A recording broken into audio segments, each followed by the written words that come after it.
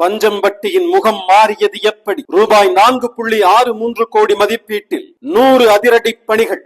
பெரியசாமி சாதனை. சொன்னதை விடவும் அதிகம் செய்வது அமைச்சர் பெரியசாமி ஸ்டைல். திண்டுக்கல் மாவட்டம் ஆத்தூர் ஒன்றியத்தின் பஞ்சம்பட்டி ஊராட்சி இன்று தமிழகத்தின் முன்மாதிரி ஊராட்சியாக மாறியிருக்கிறது.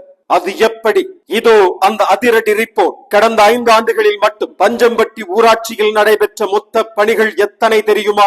100 பணிகள். இதற்காக ஒதுக்கப்பட்ட நிதி மட்டும் 4,63.29 லட்சம் ரூபாய். குண்டும் குழியுமான சாலைகளுக்கு இனி குட் பை.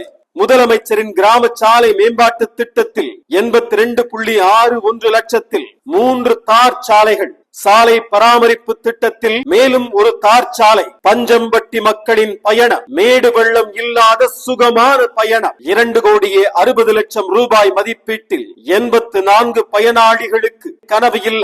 84 குடும்பங்களின் சொந்த வீடு கனவை நனவாக்கி அவர்களின் வாழ்வில் ஒளியேற்றி இருக்கிறார். கல்விதான் சமூகத்தின் சொத்து. 34.23 லட்சத்தில் புதிய வகுப்பறைகள். அது மட்டுமல்ல, அகஸ்தியனார் பெண்கள் மேல்நிலை பள்ளி தனது சொந்த செலவில் 2 லட்சம் ரூபாயில் ஸ்மார்ட் கிளாஸ் அமைத்துக் கொடுத்து மாணவர்களின் எதிர்காலத்தை நவீனமாக்கியுள்ளார்.